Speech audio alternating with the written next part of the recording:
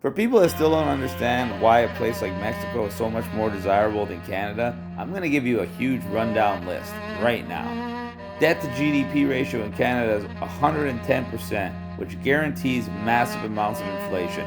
While our currency is being devalued, while our economy is actually shrinking and on its way to a recession, while we have the shittiest weather in the world, while we have the worst food supply in the world of the lowest quality, we're about 1.5 years away from a digital identity and digital currency.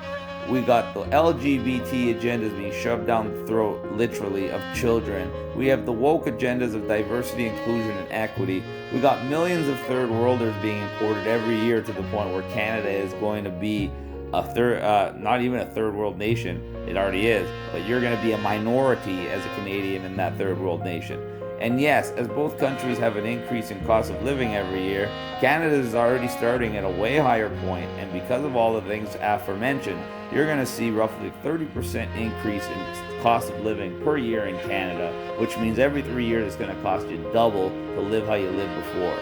Mexico, much lower debt to GDP ratio, all organic food supply, much nicer people, no wokeness, no LGBT agenda, no chance of a digital ID or digital currency, a much better performing currency, a much better performing economy, an all organic food supply, starting at a much lower cost of living and the cost of living rising much slower than in Canada.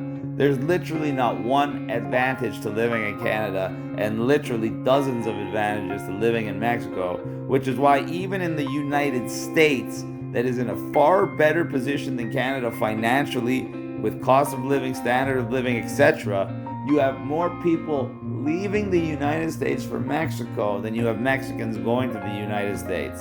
Let that sink in.